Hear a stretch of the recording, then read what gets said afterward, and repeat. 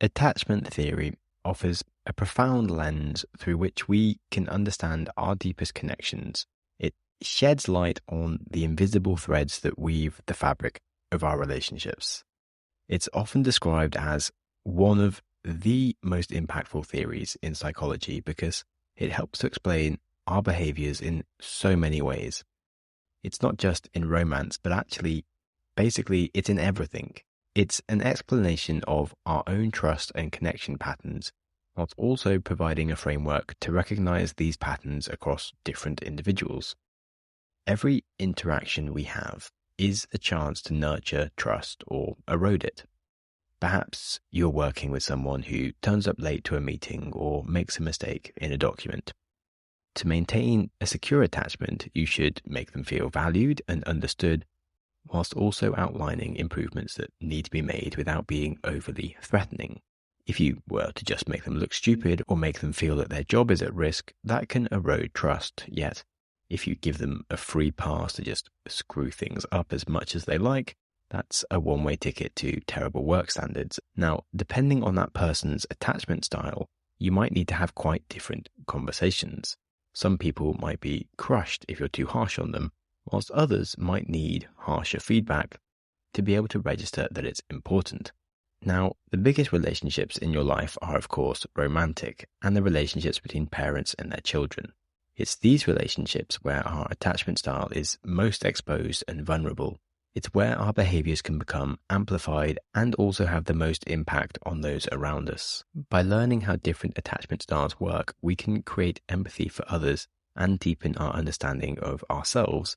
And it actually feels very much like a masterclass in maturity by diving into this. Now, this next thing might sound dumb, but even a pet has attachment styles. An anxious dog might become distressed when you leave the house and display some destructive behaviors. So, understanding attachment theory can help us with all relationships: friends, family, co-workers, teammates, of course, our romantic partners, and perhaps most importantly, at least for some of us, our pets. So today we're going on a crash course deep dive into attachment theory and how childhood experiences shape them and how to identify attachment styles and to improve them. You can see people making a lot of mistakes and assumptions around attachment theory, so I'm going to outline some of the biggest errors that you see to help you gain a practical working knowledge that is a bit less naive than others might have. And then when we dig into how to use attachment theory to improve yourself, you'll also learn how to leverage your knowledge going forward to create healthier relationships. The comfort of your favorite seat is now your comfy car-selling command center, thanks to Carvana. It doesn't get any better than this. Your favorite seat's the best spot in the house. Make it even better by entering your license plate or VIN and getting a real offer in minutes. There really is no place like home. And speaking of home, Carvana will pick up your car from yours after you finalize your offer. Visit Carvana.com or download the app and sell your car from your comfy place. Man, that sunset is gorgeous. Grill, patio, sunset. Hard to get better than that. Unless you're browsing Carvana's inventory while you soak it all in. Oh, burger time. So sit back, get comfortable. Carvana's got thousands of cars under $20,000 just waiting for you. I could stay here forever. Carvana, where car buying meets comfort meets convenience. Download the app or visit Carvana.com today. So hello and welcome to the Growth Mindset Podcast with me, Sam Webster Harris, diving into the psychology of self-improvement and today's topic of attachment theory and attachment styles. Attachment styles are patterns of attachment behavior that we first form as an infant. The theory was first developed by John Bowlby and Mary Ainsworth, who found that these attachment styles influence how individuals perceive and respond to intimacy and connection. As infants, we learn to co-regulate our emotions with our caregivers. If they are stressed or inconsistent in their behaviors or often absent, this can create expectations and emotional patterns in our needs around relationships. Quite incredibly, it's the first 18 months of being alive that have the biggest impact on us.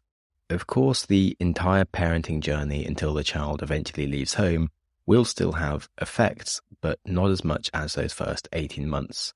In the same way that our tiny brain is learning language and essential skills like balance and walking, it's also learning attachment patterns. Evolutionary speaking, attachment is as important to a human survival as walking and talking. In prehistoric times, individuals who formed close bonds with others had a survival advantage over those who remained solitary. And so this biological predisposition towards forming attachments then underpins our relationships which occur now in the modern day, including our romantic relationships. John and Mary found that there are 4 main attachment styles. Secure attachment is the most common. 50% of people are said to be secure. They tend to have a positive view of themselves and their relationships. They tend to feel comfortable with intimacy and are able to balance it with being independent as well. They can be honest in their relationships and generally supportive and able to communicate their needs and their feelings effectively. As children, they were given regular attention and consistent love and support as a child, which helped them to feel secure and stable in their relationships. Now, I am still a bit flabbergasted by the claim that 50% of people are able to communicate their needs and feelings effectively, because that's clearly not quite accurate. I would maybe word it more like these people can get by at communicating in an imperfect manner, because most people can't be described as effective at communicating their needs.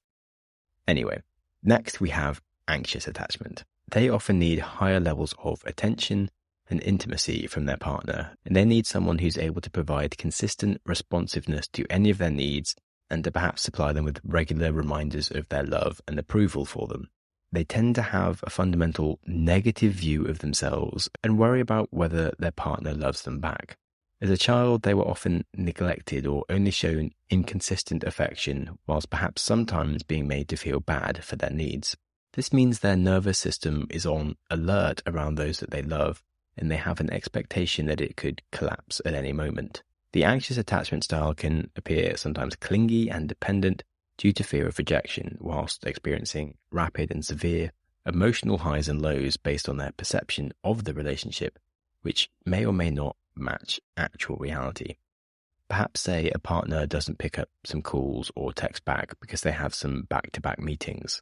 This could trigger an anxious attacher who thinks that they are being avoided when actually their partner's just busy. Next, there is the avoidant attachment style. Avoidants tend to distance themselves from others emotionally. They may prioritize independence and self-sufficiency because they can become overwhelmed by too much intimacy and prefer to avoid closeness. They often hold a very positive view of themselves, but a negative view of others. As a child, their caregivers perhaps taught them that intimacy and dependence was weak. Whether explicitly through words or just through actions, the message was that you can't rely on others. Now, it does sound like avoidance might be stoic due to being more independent, yet their tendency to pull away from closeness is through fear rather than through their strength and security. Finally, there is the disorganized attachment style, which is basically a combination of anxious and avoidant. It's sometimes referred to as fearful avoidant due to their desire for emotional closeness, yet fundamental distrust of others due to fear of being hurt. This means they can be erratic in relationships, seeking closeness, then pulling away when it becomes intense. So how do these styles affect our relationships? Firstly, in managing our emotions. If you are secure, you understandably have less built-in emotional worries and you tend to self-regulate better as well. Being less emotional creates more stability for you in your relationships, whereas insecure or anxious attachers struggle with their emotions, leading them to put a lot of pressure on their relationships. Avoidants, however, hide their emotions, which again makes it hard for the relationship to grow. In terms of communication, secure attachers are better at explaining their needs, and importantly, they tend to have a better understanding of their needs. They were taught to be honest about their feelings, and even if they aren't perfect communicators, as I've mentioned, they at least aren't trying to hide what they are thinking. Whilst the other attachment styles, in fact, grew up directly hiding their feelings, or because they were often shamed for having them. This understandably makes it much harder for other attachment styles to talk openly when you've learned that you are weak or annoying for talking about your feelings. When it comes to conflict, this again causes some further problems. A secure attacher will find it easier to empathize or using strategies such as compromising to resolve a conflict. Whilst the avoidant predictably tends to avoid conflict entirely, we'll find that the anxious attacher will have very high emotions, which can be expressed in anger or sadness, or of course both. Then, if you look at the disorganized attacher, they can be very inconsistent here, sometimes emotional, sometimes dismissive and avoidant, and it's very hard to know how they might react. In relationships, healthy conflict is essential to make progress, because it helps partners feel understood and talk about their needs, which is essential for nurturing a relationship and keeping them close. So having unhealthy modes for conflict doesn't help the relationships at all. And finally, we can look at just general relationship satisfaction levels.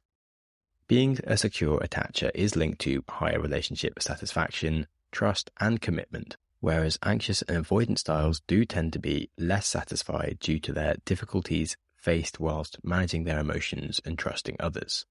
This in turn makes it much harder for them to create feelings of trust for their partner to trust them with. So you can see that these different behavioral predispositions will have a profound effect on the patterns that you'll be experiencing in your relationships. Often when people hear about attachment theory, so many things suddenly click into place. In our own attachment style and our own experiences with others, you probably recognize the different sorts of behaviors and can start to understand at least some of the reasons why. As we've seen, secure attachers have the least trouble, and if you are avoidant or anxious, it's much easier to be in a relationship with a secure attacher for you. However, as is often the way, it does seem that opposites attract, and anxious and avoidant individuals often find themselves in relationships together, where they seem to be going in circles of intimacy and conflict. Before we go into depth of what to do about attachment styles, I want to cover the main mistakes people make when hearing about them. But firstly, I want to talk about MagicMind. So you may or may not be aware that nature blessed me with the attention span of a cucumber and the curiosity of a kitten. But with my science degree, I have an avid fascination on the biology of managing my energy and my concentration without relying on caffeine or ADHD drugs. This means that I avoid too much coffee and running around on nervous fumes. I instead love to incorporate things like matcha tea and L-theanine into my day, and use nootropic superfoods like ashwagandha, bacopa, turmeric, and lion's mane. However, there is a financial and time cost into managing the supplies of all of these different things, and that's where MagicMind can save the day. It's a simple daily shot that genuinely has everything that science and my body says works. It helps you manage your mood and concentration, helps you sleep better, and reduces energy crashes and stress and anxiety. I genuinely can't recommend it enough to anyone interested in their health and performance. You can get 56% off an order or subscription at magicmind.com/growthms by using my code growthms20 at checkout. They do offer a 100% money back guarantee if you don't feel any benefits, so there's nothing to lose. You can try today at magicmind.com/growthms to invest in your brain, and you'll get 56% off by using growthms20 code at checkout. Details in the episode description. The comfort of your favorite seat is now your comfy car selling command center, thanks to Carvana. It doesn't get any better than this. Your favorite seat's the best spot in the house. Make it even better by entering your license plate or VIN and getting a real offer in minutes. There really is no place like home. And speaking of home, Carvana will pick up your car from yours after you finalize your offer. Visit Carvana.com or download the app and sell your car from your comfy place. Now, onto the mistakes that people make when thinking about attachment theory. There are several significant mistakes when it comes to learning about attachment styles. Firstly, I think it's always important to remember that a scientific principle or theory can be very clear on paper, but much more nuanced in practice. I'm sure you'll know that an introvert still needs friends and attention. Perhaps not in the same way as an extrovert, but the world isn't just two types of people who are either 100% extrovert or 100% introvert. It's a spectrum of people, and you can actually change on that spectrum. I used to personally be more an introvert, but now I'm almost 50-50. As I became better at talking and expressing myself, I started to make more friends, I had life experiences that helped me find more of the sort of nutters that I get along with best, and that means I started to have more fun being social, and in turn, I became less independent and more interested in being social. Anyway, I'm saying this because it's the same with attachment styles. If you have this concept in your head that there are only 4 distinct attachment styles and everyone is simply binary, one a style or the other, that would be false. In some relationships or situations, we might be very secure, and in others, we might be very insecure. It's very possible that you could be a secure attacher but have some insecurities about specific things, like maybe your nose or your finances, because you've had partners that have left you in the past due to that. There's also the term emotional availability being thrown around a lot. Now, someone who's emotionally unavailable might be someone that's dealing with some unresolved pain and holding back their emotions right now. It might also be someone who is an avoidant attacher, which is commonly expected it to be of, or, sadly, in many cases, it might be that they are just not that into you. Now, trying to solve someone's emotional unavailability by analyzing their avoidant attachment style won't get you anywhere if they actually just aren't too bothered about you and are indecisively on the lookout for someone better without really admitting it to themselves or you. So this is why it's important to highlight the worst mistakes people make when they learn about attachment. Firstly, we can overgeneralize attachment styles. That means assuming that an individual's attachment style is fixed and applies universally across all their relationships. We can easily judge others this way, but we can also judge ourselves. Whilst attachment styles do tend to be stable, they are also influenced by context. An anxious attacher and an avoidant attacher will tend to bring out the worst traits in both of each other and turn the anxious person more anxious and the avoidant more avoidant, whereas the opposite can happen when they're with a secure person. An anxious person with a stable and secure partner can be much more secure. Similarly, a secure partner might actually make another secure partner feel a bit insecure because they don't make them feel as needed if that secure partner has been used to being with anxious people who tend to make them feel very needed the whole time. So this highlights the importance of the second mistake, which is neglecting the influence of context, because it's really important to consider the context of where an attachment behavior is observed. Attachment styles can manifest differently depending on many situational factors such as things like stress and relationship dynamics. Let's say I have some bad sleep, I can be moodier, but I can also be more insecure, I can be more anxious, I can be more avoidant and dismissive all at the same time, as well as being just amazingly sorry for myself. So if I'm just sleepy, it's not really worth judging my attachment style as a representation of me. But there are other things that can affect my attachment style. So generally speaking, I'm a secure attachment style person, but since the Brexit referendum, as a British person, I have become more insecure about dating European partners because I don't know if I can stay in Europe for very long and it's going to turn into a long distance relationship. It's a situation that makes me nervous, which is further impacted by the fact that I've had 3 relationships before that were all okay until we had a period of long distance where those relationships then ended. And that's made me more insecure about long distance relationships. Or to go more general, if someone has perhaps lost their job or isn't getting good sleep or doesn't have a fixed place to live or doesn't have much money in the bank, these are all things that are going to make them feel more stressed and more insecure about literally everything going on in their life and could probably make them a more anxious attachment style or perhaps avoidant, because their emotional state is craving security and stability, and that might come through a relationship or that might come from avoiding a relationship and being independent.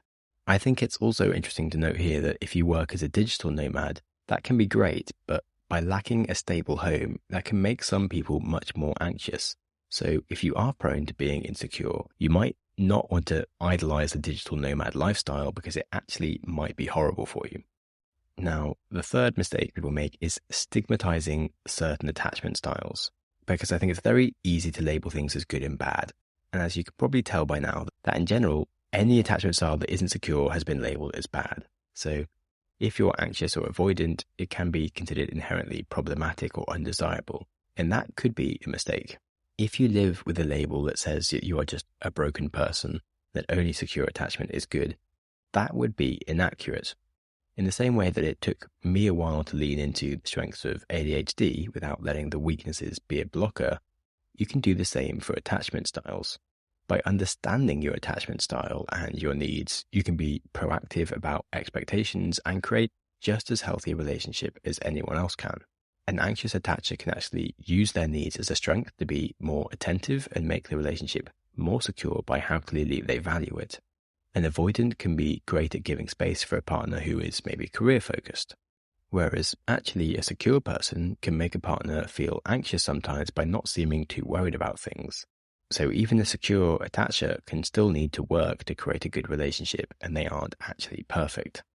By creating understanding and empathy towards different attachment styles, that's really the important thing here rather than labeling them as good and bad. Now, number 4, that is oversimplifying the complexity of relationships. There are just numerous factors beyond simply just attachment styles in a relationship. Yes, trust is a fundamental core of any relationship, but if you remember the Science of Love episode, love is not only attachment but also lust and attraction. There are, of course, other things that affect our relationship, like our personality traits and specific life experiences or environmental stresses that all greatly impact how we're behaving here and now and how we show up in a relationship. Mistake number 5 is the misapplication of attachment theory. Now, some people will actually use the knowledge of their attachment style to then justify unhealthy relationship behaviors, such as being overly possessive or creating emotional distance. Attachment theory should only serve as a tool for understanding and improving relationship dynamics. It should not be used to excuse poor relationship behaviors. I mean, simply put it, like being a psychopath doesn't make it okay to kill people. And whatever your attachment style is, it's your responsibility to stop any toxic behaviors that you might have, rather than avoiding taking ownership of them. And that leads to the last mistake, which is the fact that people often ignore the potential for their attachment style to change. When we learn about attachment style, many people mistakenly then believe that attachment styles are fixed. However, research has shown that individuals can move towards a more secure attachment patterns through therapy and self-reflection, along with supportive relationships. Now, yes, currently 70% of people don't change their attachment style as an adult, but most people don't actually do hard work on themselves with the honesty that their behaviors are under their control. Most people don't truly take a growth mindset orientated approach towards their life or their attachment styles.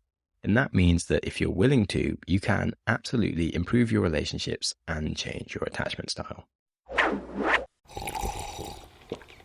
That's not just the sound of that first sip of Morning Joe. It's the sound of someone shopping for a car on Carvana from the comfort of home. That's a good blend. It's time to take it easy, like answering some easy questions to get pre-qualified for a car in minutes. Talk about starting the morning right. Just like customizing your terms so your car fits your budget. Visit Carvana.com or download the app to experience car shopping the way it should be. Convenient, comfortable. Ah. So I think the first thing to make absolutely clear here when you're looking to improve your relationships and attachment styles is that dependency on a partner is not a sign of weakness, but it is actually a foundation for strength. Interdependency, as I've said in the last episode, is essential for a relationship. By relying on someone who meets our emotional needs, we all feel safer and more secure. It encourages us to take risks and pursue personal achievements. So regardless of your attachment style, by embracing that you do have needs, that's the first step to being able to communicate them without shame. As I mentioned, 30% of adults change their attachment style over their life. That of course means that anxious and avoidance can become more secure. Now, this is usually due to relationships that they are in, and as well as help from things like therapy. However, within this statistic, that also means that secure attachers can become anxious or avoidant. Again, usually due to their relationships. As I've mentioned, I'm secure, for example, and yet there have been a few experiences that made me feel more insecure. By aiming to confine those experiences just to those scenarios rather than generalize about my inability in relationships can help me feel more secure. And then further working on the element that is causing me insecurity. So, like I mentioned, I have some insecurity around long distance relationships, but I recently had 3 months away in Nepal mountain guiding, which I was worried about, but by communicating those worries with my partner, we were kind of able to work through it, and the relationship is still going, which was super nice to have as a result. And now, I know this might sound stupid, but if you are a secure attacher, your job is basically to try and stay as a secure attacher. And what that means is that if you notice your partner making you feel insecure or avoidant about something, it's worth paying attention to and trying to fix. Now, an interesting point here for any attachment style is that we should examine the type of people that we usually date, because generally we'll often have a type that we date. That might also ring true for the type of attachment style that we date. Now, if we keep on dating people and ending up breaking up, that's probably an indication that if we're dating the same types of people and we're not taking those relationships further and we're not getting married, then perhaps dating that type of person indicates that that type isn't right for us. So let's say you're anxious and often end up with avoidant, mysterious people. You might need to go for some slightly more reliable and perhaps less spontaneous partners that can behave more securely for you. If you are avoidant, you might need to accept that you shouldn't be going for the intensity of an anxious partner and choose someone that's more secure, but where you also have to put in some effort to keep the relationship going. If you're secure, it might be okay to date someone who is slightly anxious, who might be willing to give you more attention and validation than someone else who's secure. The point here is that if what you have been doing hasn't been working, it's worth trying something different to see if it will improve. Now, as I mentioned, the different styles don't mean that you're broken if you have one that isn't secure, and you are still able to actually have healthy relationships. If you are an anxious attacher, here are some tips for how to improve your attachment style and your relationships. Now, the first biggest tip here is to not get involved with avoidance or to try to change their style. Instead, it's better to learn to recognize an avoidance behavior and bypass these as major red flags for you and your relationship needs. So if they are sending you mixed messages about their feelings, it's just not worth it for you. Someone who's secure will have a clear message. If you're dating someone who talks about their longing for a perfect relationship, but it doesn't sound like they are talking about you, it's probably a sign that you need to run away. If you try to communicate your needs or desires, but the person changes the subject or ignores the topic, again, that's a sign that they're avoidant. A healthy partner will listen to you. If you find that they complain about you being too sensitive or needy, that's again something that a secure partner won't deliberately do to make you feel bad. Now, that just said, as an anxious attacher, they can become hypersensitive to threats and potential criticism, even if it wasn't meant as a criticism. So if someone points out that you are sensitive, it doesn't necessarily mean the same thing as someone telling you how terrible your sensitivity is. Yet an anxious person might perceive both things the same way, and that would be bad because they are quite different things. So it's really important to check what people mean before you start making assumptions, which leads on to communication. As an anxious attacher, you do just have to be direct and honest about it. You do have emotional needs and they are valid. That's fine. If you feel concerned about trying to play it cool in a relationship, you need to just stop doing that.